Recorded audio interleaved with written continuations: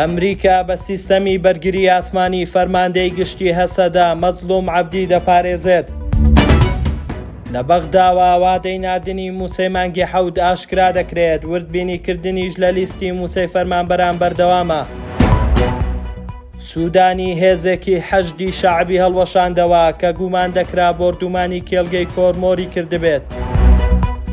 میدیای تورکیا بڵاویان کردوتەوە ئەمریکا سیستەمی بەرگری ئاسمانی ڕەوانەی بنکەکانی لە ڕۆژئاوای کوردستان کردووە. ئەم جۆرە سیستەما کە ئامانز لە دووری 443 کیلۆمەتر دەپێکێت، زیاتر لە دژی درۆن و ئەو فڕۆکانی نزم دەفڕن و هەلیکۆپتەر بەکاردەهێنرێت. میدیاکانی تورکیا بانگەشەی ئەوە دەکەن سیستەمەکە بۆ هەسەدە ڕەوانە کراوە. مەزلوم عەبدی فەرماندەی هێزەکانی سووریای دیموکرات لە ڕێی ئەو سیستەمانەوە دەپارێزرێت. هەر ئەم ڕۆژنامە یەنی شەفاقی تورکی بڵاوی کردوتەوە ئەمریکا چەندین درۆنی چەک هەڵگری داوەتە سوپای سووریای دیموکرات بۆ ڕووبەڕووبوونەوەی درۆنەکانی سوپای تورکیا. لە بەغداوە وردبینیکردن لە لیستی موسەی فەرمانبەرانی هەرێمی کوردستان تەواو بووە. بە گوێرەی زانیاریەکان وەزارەتی دارایی عێراق وردبینی بۆ لیستی موسەخۆرانی سەربازی و مەدەنی دەست پێ کردووە. بە گوێرەی سەرچاوەیەک لە وەزارەتی دارایی عێراق وردبینیەکە ماوەی چەند کاتژمێرێک دەخایەنێت و کۆتایی پێدێت. ئەگەر هیچ کێشە و گرفتێک لە لیستەکە نەبێت، ئەوە تاوەکو کۆتایی ئەم هەفتەیە موچەی موسەخۆرانی سەربازی و مەدەنی ڕەوانەی هەرێمی کوردستان دەکرێت.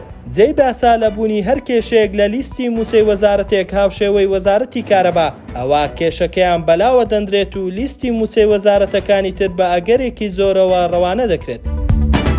حکوومەتی عێراق لە چەند ڕۆژی ڕابردوودا کۆتایی بە ئەرکی هێزەکانی میحوەری باکووری عێراقی حەشدی تورکمانی هێنا کە پێشتر گومانی ئەوەیان لێ دەکرا لە پشتبۆردومانکردنی کێڵگەی گازی کۆرمۆر بن. بەرپرسێکی ئەو هێزە بەدەنگی ئەمریکای وتووە بەغدا هێزەکەیانی خستۆتە سەر فەرماندەی ڕۆژهەڵاتی دیجلە کە سەر بە وەزارەتی بەرگری عێراقە. هەرچەندە بۆردومانەکانی چەند ساڵی ڕابردووی کێڵگەی گازی کۆرمۆر بە یەکێک لە هۆکارەکانی هەڵوەشانەوەی حەشدی تورکمانیدا دەندرێت، ئەو پێی دوای هێرشەکە مانگی 4 ئەم ساڵی سەر کێڵگەی گازی کۆرمۆر حکوومەتی عێراق لیژنەی پێکێنا، بەڵام بەرپرسانی تورکمان تێوەگلانیان لەو هێرشانە ڕەت دەکەنەوە.